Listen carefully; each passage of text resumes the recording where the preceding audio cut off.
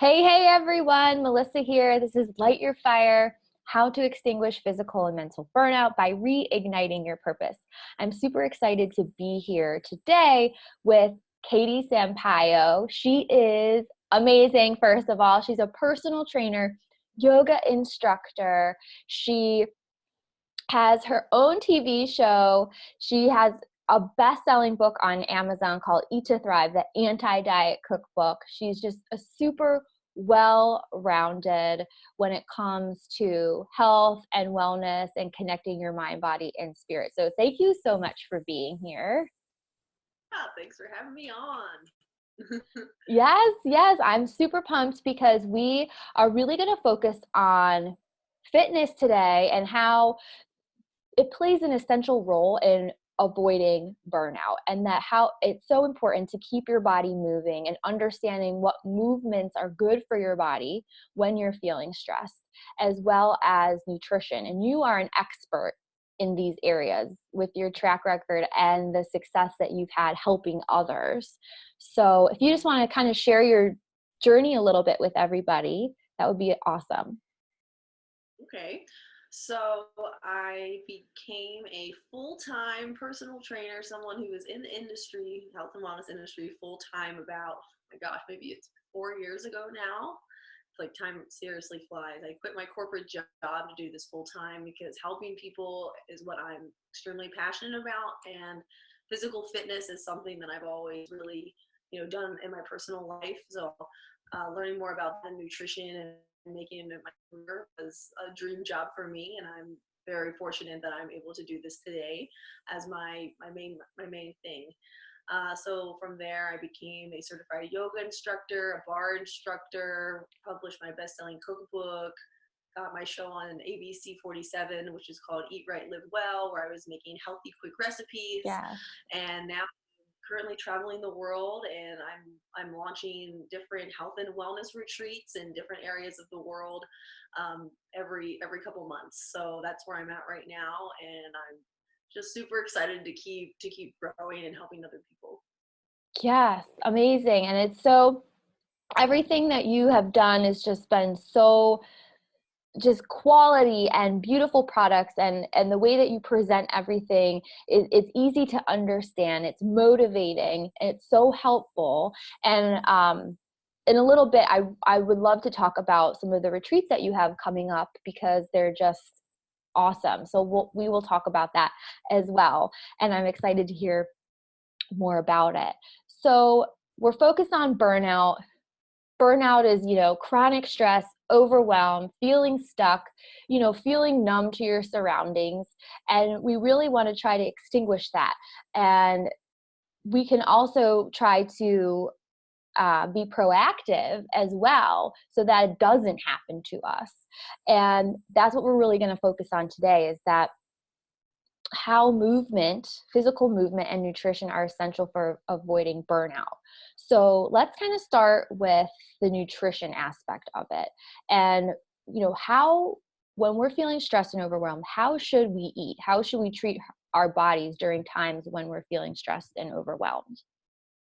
So when you're stressed and overwhelmed, there's a way greater chance of you getting sick. I don't know if you've noticed that from your personal experience, that when, there's a lot of stuff going on, all of a sudden, then you're hit with something else, like getting sick, and that ends up just taking you down even more, because not only do you feel bad, but now you're probably even more stressed out because you're not getting the stuff done that you want to get done, because your body at this point has shut down and it's not even allowing you to do that. So as far as the ways that you could prevent a lot of this through nutrition is really just eating a well-rounded diet, which you might hear all the time, but that's different for each person. However, there are specific nutrients that you can include more of.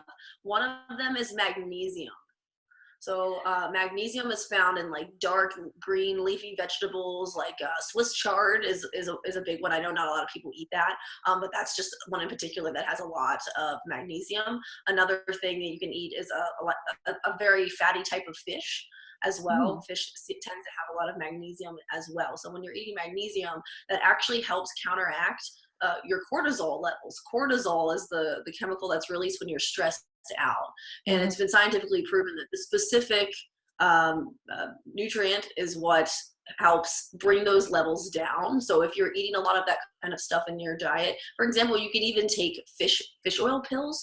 That's something that I do consume on a regular basis. I don't really take a lot of supplements. I like to eat the foods that have the nutrients more, but if you don't have maybe a lot of fresh fish around you that's local, or you're not someone who likes to eat a lot of the Swiss chard, the dark leafy vegetables, what you could do is get magnesium pills or fish oil pills and add them into your daily regimen. And that's going to help if you're someone who, you are constantly stressed out, or, we want to avoid the breakdown. So being conscious of eating those types of foods will help prevent you from actually getting overstressed. As weird as it sounds, it does literally interact with the stress hormone to help break it down.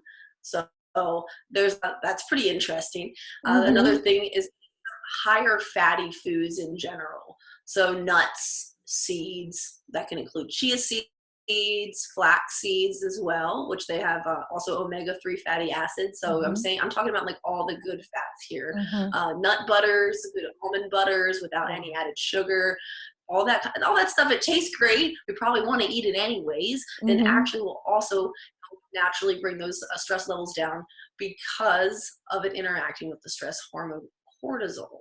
So that's some pretty interesting stuff that maybe you haven't heard of before, or that you've been eating, but maybe you want to add a little more into your diet now. If you're someone who's super stressed out, I would recommend that. And then finally, what I really enjoy is having tea every single day. Tea with fresh lemon and ginger. That also can help when you're already stressed out. It's nice, warming and cooling stuff. With a lot of caffeine, though, is something that you would want to avoid if you're someone who's actually stressed out all of the time. I know a lot of people are big coffee drinkers, and that might not change, but switching to maybe tea more, if you're gonna have like multiple cups of coffee a day, cutting that back and switching to a tea alternative instead is going to be a lot better for you and your stress levels, because the caffeine is going to get you a little like too wired, too out of control. It's going to actually make your body react in a negative way. If you're stressed out, it's just going to elevate those feelings even more. So that's why I do recommend drinking a calming, soothing tea. Chamomile tea is an example. Stuff like that. The smells, certain smells will actually help you relax. Chamomile is one of those smells, maybe fresh lavender, fresh vanilla. Everyone's a little different with that. But those are some generic ones that usually help. If you're smelling it, you're drinking it, it's coming into your body, it will also help lower those levels. So I always say drink a nice tea, try to cut back on the caffeine products, and also, just for saying foods to avoid, it's probably a pretty obvious one, but if you're consuming a lot of processed foods or foods with a lot of sugar in them, added sugars, that's going to definitely have your body freak out into a spiral. Your body will be stressed actually from eating those foods because your body doesn't want to actually consume those foods. So it's stress just trying to process them and break it down. So usually when we're stressed, though, those are the foods that we crave. We crave the foods that are really bad for us. We want to go to McDonald's, or we need some food, some fries. We want to eat a nice piece of cake or an ice cream when we're stressed out, and maybe we're immediately getting that instant gratification. Maybe it is helping. It's like when people are stressed, they smoke cigarettes and they get that immediate whatever, but it's actually making the problem better. In the long term, it's making the problem worse. So I suggest always staying away. When you're super stressed, really try to resist the urge to just like binge eat, to just go to the fatty, nasty stuff, because that's not going to make you feel good an hour after you eat it. You're probably going to feel more depleted, more distressed, and more fatigued. And you're going to be not getting out of this horrible situation that you're in. You're just going to be digging a hole a lot deeper. And that might be something that we know, but it's actually scientifically proven that these are the reactions that happen. We have that immediate satisfaction that we're craving, and then an hour later, it's a mega dip. So if you're trying to be productive, you're trying to get to a better place, we have to be really cautious of what we're putting into our bodies. Yes, wonderful, wonderful knowledge. All of this right here. I hope everyone has their notebook and they were writing all of this down. I think too, it's this time. I mean, it's this time of the year. It's winter. It's cold in a lot of places. People go through, maybe they have the diagnosis or they have some sort of seasonal affective where they don't feel how they feel when they're in, summertime. So I think, like you said, just to start incorporating those healthier fats. I hope avocado is one of them because I love avocados. Yes. So just start Yes. start incorporating that more. So I thought that was super, super helpful, just to kind of let people know, like, these are the foods you should be eating, especially when you're feeling stressed, and just that whole scientific research about the cortisol and how it interacts, and it's gonna, it's healthy for your body physically, but also mentally too. So super, Yep. super awesome information. One of the things that I wanted to ask you too is, so how do people, so with a lot of the people that I work with, we really focus a lot on macronutrients, and I know that's a big component of what you teach as well. So I didn't know if you wanted to kind of talk a little bit about macronutrients and why understanding that is so important. So macronutrients is, if anyone doesn't know, it's your protein, your carbs, your fats, and your calories that you're consuming on a regular basis. When you read a nutrition label, you see all that information. So as far as the percentages of each that you could be consuming, that's really a unique number. So it Mm-hmm. depends on your current activity level, depends on how many hours you sleep at night, your age is a factor, your gender is actually a factor, how many days a week you're working out. All of these things play into what your recommended macronutrient goal should be per day. It's a super individualized number. I Mm-hmm. actually do Mm-hmm. have a calculator on my website that calculates what your numbers are for you, because it's so important that I wanted to make sure that everyone could be able to just run those numbers. Mm-hmm. So yeah, it really depends on what your fitness goals are. If you want to also, I do my calculator based off if you want to lose weight, maintain weight, build muscle, all of that. And as far as just in general, these numbers are super important to live, to make sure that you feel your best, to make sure that you're getting what you need out of the food that you're actually eating. So some people need more fat in their diets. Mm-hmm. That makes them Mm-hmm. feel better. I'm one of those people. Carbs for me don't serve me well, so I eat more healthy fats. Carbs actually make me lethargic. They do. When I'm stressed out, I crave them more.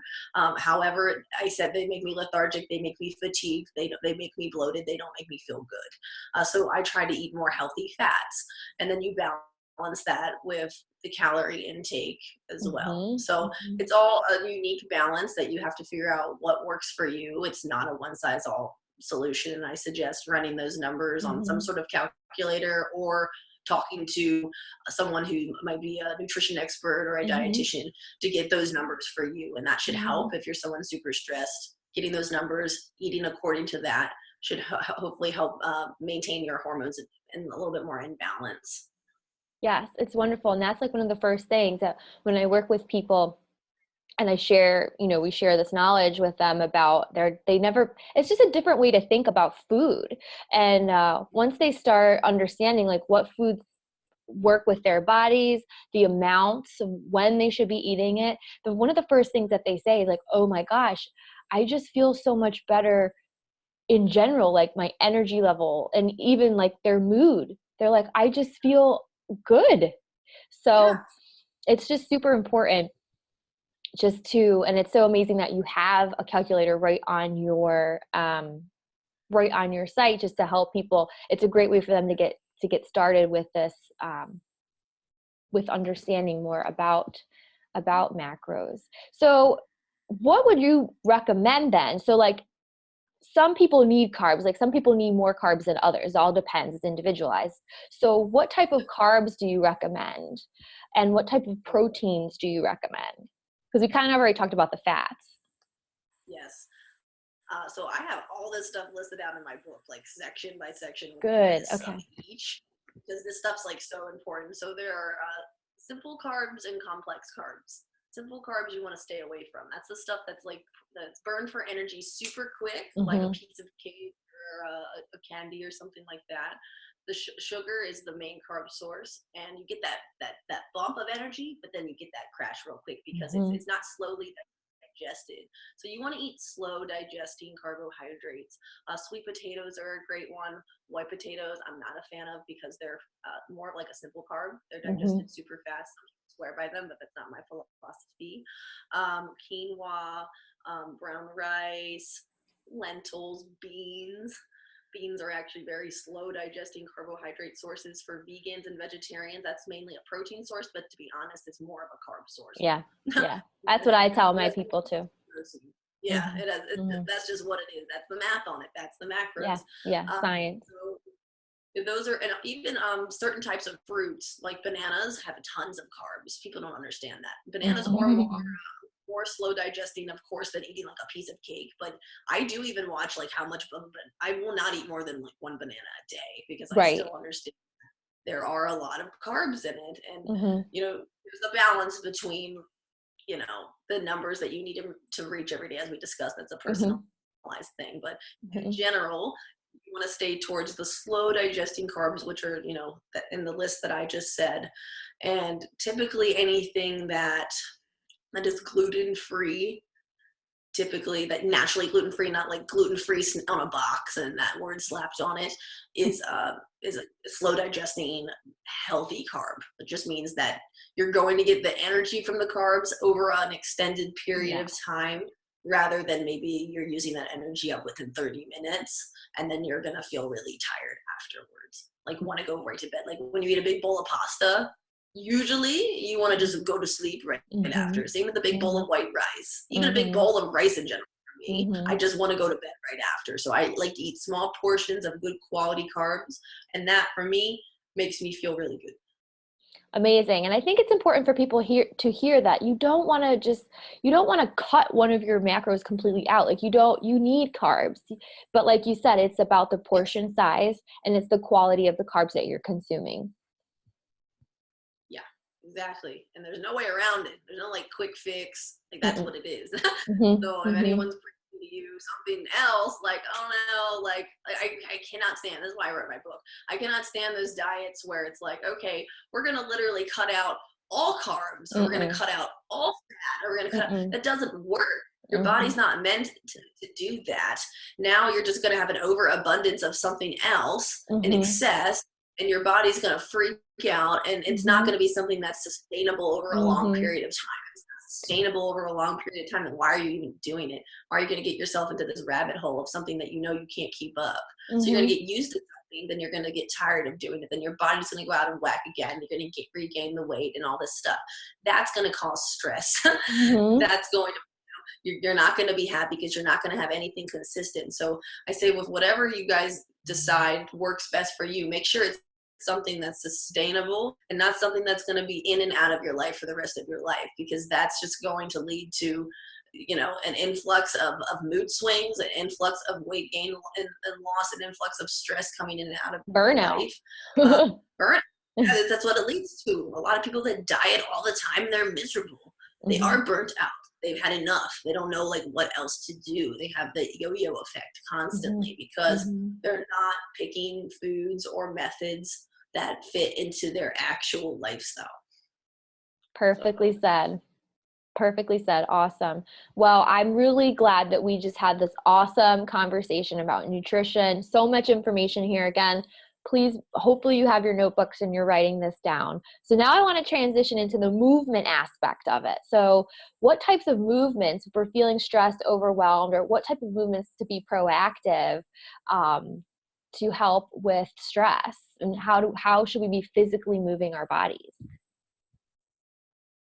Well, the main thing, honestly, is just to move your body. If you're just sitting here in your state of stress and not moving anything, that energy, that negative energy that you're experiencing is literally just sitting there in you. So you have to just do something. That could just be standing up and doing like some jogging in place, or doing some like jumping jacks real quick for like 2 minutes, something consistently, just getting your heart rate elevated, getting the energy flowing into other parts of your body and then out of your body. That's how you can help move the stress. I personally, when I'm really stressed out, I don't even like to run. I was actually doing this yesterday because I was getting a little bit stressed out. I went for a run. I went for a run because I'm outside. For me, I like to be outside in nature, not in a house where it's like everything's locked in. I just feel like I need air, right? I need space, I need air. So doing something outside, I went on just a little short run in a scenic place, like in a really cute park. And I could tell that was already, just being in a different environment, it was helping change my state. I'm like, okay, I feel better. I'm breathing deeply. I'm inhaling fresh air, not stale air. I'm moving my arms and my legs at the same time. The sun is shining on my face. You know, when the sun's out, that typically can also help shift a mood. Yeah. So, you know, everyone has their different things. The main thing is just to pick something that works for you. Yoga is another one, which has been scientifically proven to help with stress, because mainly it's not the asanas, which are the actual physical postures that help with that. It's more so the breathing that you're using throughout the entire process. So with yoga, it's actually about the breathing more than the postures. And a lot of people that aren't familiar with yoga or haven't been doing it too long might not know that yet. But the most important thing is the movement with the breath.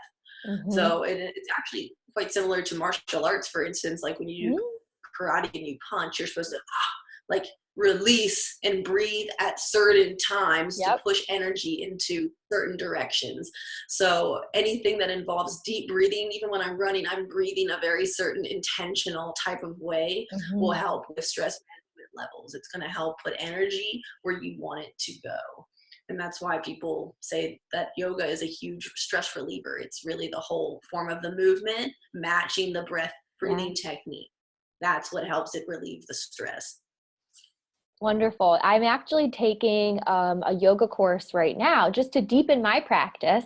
And that was one of the things that just created so much awareness, was about the breathing, because, you know, it's natural for you to focus on the movements. But then once you learn how much more important the breath is and being able to connect the two, it's just an amazing experience. And we did the alternate nostril breathing yesterday, where you breathe, where you breathe in and hold it, and then you breathe out, but you switch from nostril to nostril. And it was just, it was so cool.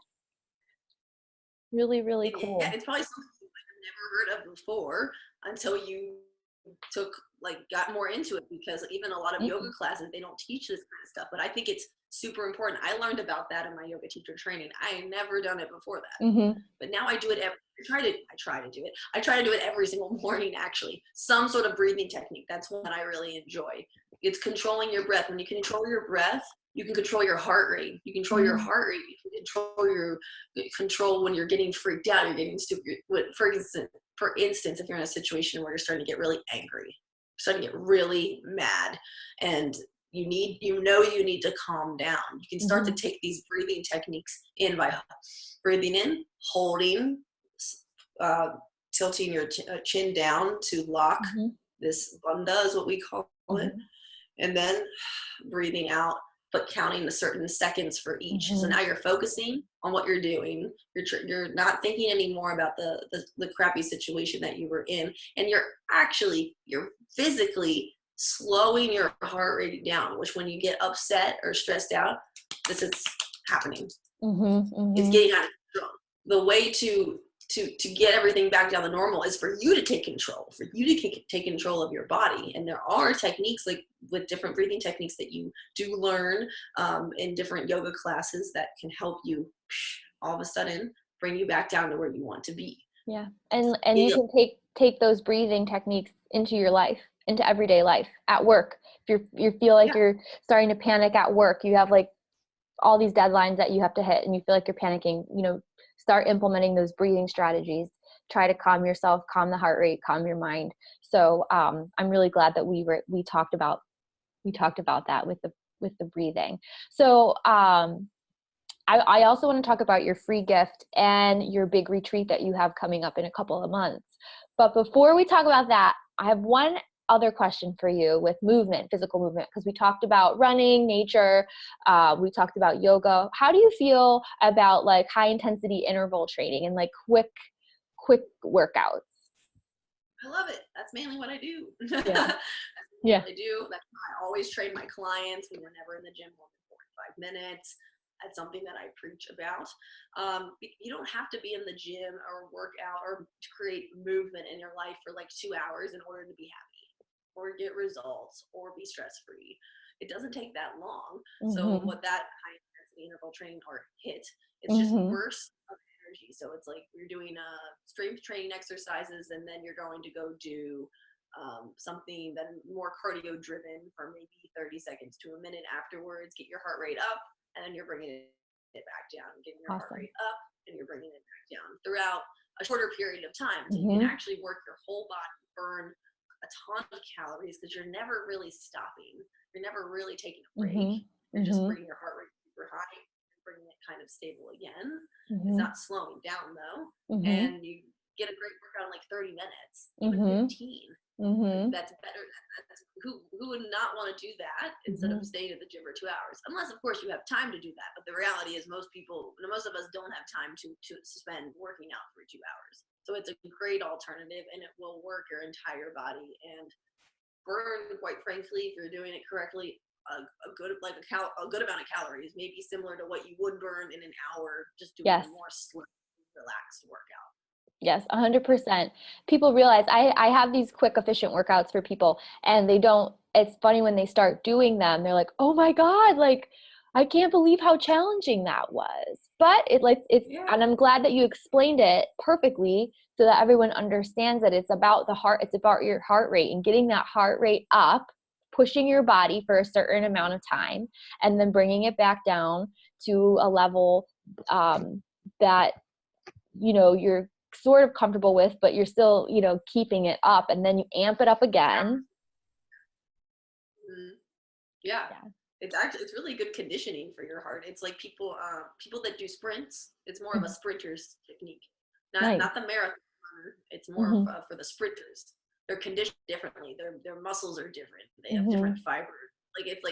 It's just a whole different way. Like people that run marathons, they're burning a lot of calories, but in an hour of running, you could burn the same amount of calories in 30 minutes of HIIT style training, and Yeah. you're actually going to build more muscle, more lean muscle mass Mm-hmm. that way. A lot of people that do really long cardio driven workouts, it's just at the same pace. They're quite thin, and they don't have much muscle mass because they're burning almost too many calories. It's just like it's a different way that you're working your body. So in general, I prefer, and most people aesthetically for how they also want to look, will Mm-hmm. get better results from doing more of the HIIT style workouts. Mm-hmm. Yeah, I agree. But everybody's different, and there are some days where I love doing my HIIT workouts, but then there are some days where I just want to go for a run, or I just want to be doing like a steady state. I love to row, so just steady state rowing. And it just depends on your mood. But like you said, it's all about variety. There's so many different ways that you can move your body. So I'm glad that we just talked about some multiple different ways so that it kind of will inspire and motivate people to maybe try something new or motivate them to get back into things. So thank you so So much. life. So I want to talk about your free gift that you have for everybody, which is amazing. It is the ultimate snacking guide for somebody who doesn't cook. So if you want to talk about that really quick, and then I want to talk about your retreat. Yeah.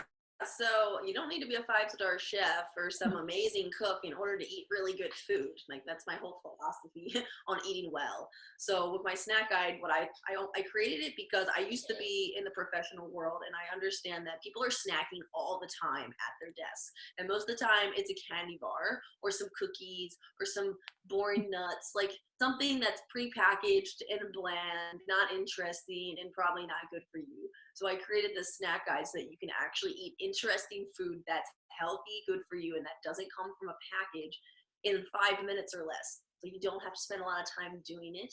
You don't have to just grab the same old bar that you always grab. You can actually have more foods that are, I call them like Pinterest worthy snacks. Super cute. They look cute. You're gonna like what you're eating. It all starts with your eyes first. So that's why I created this guide. There's 20 snacks in there that you can make in 5 minutes or less. And they're very simple and easy to make. Thank you for sharing that with everybody. It's amazing. I know I'm definitely going to take advantage of it. Awesome, awesome. And oh, before we get into your retreat, where are you right now? I'm in Paris. I just wanted to ask you that question. See? Yeah. Okay. Awesome. So you have this. What did you say?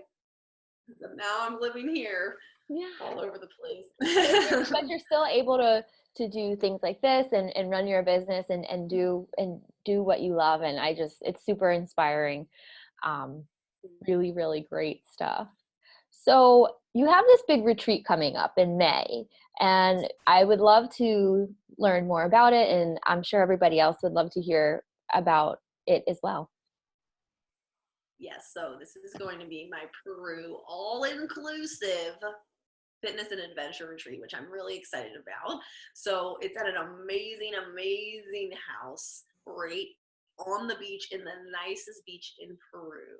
And we have surfing right in front of the house. It's right in front of the surf break. So if you've ever wanted to try surfing, or it's something that you already do, I do have a pro surfer coming. He's going to give us all a class one day. That's part of the retreat. That's what's included. And the whole thing is to get you into a better state. Like, you're going to be in an environment with amazing people. You're going to be eating food that's detoxifying. Everything's going to be gluten-free. We're going to have local Peruvian food, specialties, but it's all going to be healthy. We're going to have food 3 times a day that's included in your price at the retreat as well. Like, wow. When you get there, you don't have to worry about anything. Like, that's the whole point. You're here to relax. You're here to do things that are good for yourself, that are having you feel good. So you feel good from the foods that you eat. You feel good from moving your body around. Everything that we just talked about. That's what we're going to be doing every single day at the retreat. Every day we have a group workout, whether it's a yoga class overlooking the ocean and this brand new amazing yoga deck that's like right there. It's beautiful, which that's just relaxing enough. Or we do a boot camp on the beach doing HIIT style workouts, which switch that up. Again, we talked about variety. I wanted to give yoga and high intensity. Then we have the surf class that I talked about. I have a guy coming in teaching acro yoga, which is partner yoga, which is really cool. He's flying in just to teach this special workshop at the retreat. And we're also going to swim with some giant sea turtles, which I'm super excited about. We're snorkeling with them because there's a spot right next to the house, and we just grab the snorkels and I show you where to get in the water, and that's something that's super cool and very unique to the area. So yeah, like that's the retreat is meant for you to just relax and have a good time and get really fit and healthy in this week escape. And you also, of course, have time to enjoy yourselves during the day. I am including alcohol in the retreat because I understand this is still a vacation and I'm not a drill sergeant. So people want to I don't believe in that stuff. I like to have a glass of wine at dinner. I don't cut alcohol out. I'm just responsible with it. So at the retreat, I will have local cocktails, local wines and stuff. And that's included in the price. So as I said, literally you get off the plane, I get you from the airport, you come to the house, and that's it. So yeah, amazing. Yes. Oh, can you share the dates? What are the dates? Yes. So it's actually over Memorial Day weekend. And I did that for a reason because I know that a lot of people aren't working that Monday. So May 24th to May 31st. So a Friday to a Friday. Okay. So you might only need like 3 days off of work. Most people might have that Friday and that Monday off. And I do also have a 4-day option. I have some people coming that are just coming from Friday to Monday, and then they're going to go see Machu Picchu. That takes about 2 days, and then they're going to home. So you're still able to do a couple of things that you want to do in Peru, even with the 4-day option. If that's something that you're limited on with time, maybe you can't take off that much, or there's more you wanted to see while you're in Peru for the week, I did provide the 4-day option for people like that. Otherwise, you can stay for the full week, you get the full experience, which I always recommend if you have time, and then can also see Lima, see other places in Peru before or after the retreat, because I purposely also did it Friday to a Friday in case you want to stay an extra couple days in Lima, which is a really cool city, after the retreat or before. You can do that as well and still be home by Sunday evening in the United States if you want. It sounds amazing. I'm so glad that we talked about it and we were able to share. And congratulations on, putting all of this together and, really obviously I can tell and all of us watching can tell how passionate you are about what you do and that you really, I mean, this is definitely your calling. So thank you so much for being here and just sharing all of your knowledge about movement and nutrition and helping us to overcome those feelings and preventing those feelings of burnout. So thanks so much, Katie. Thanks for having me on. I'm very excited that I got to do the interview. Yeah, so are we. Thank you so much. Bye. Bye.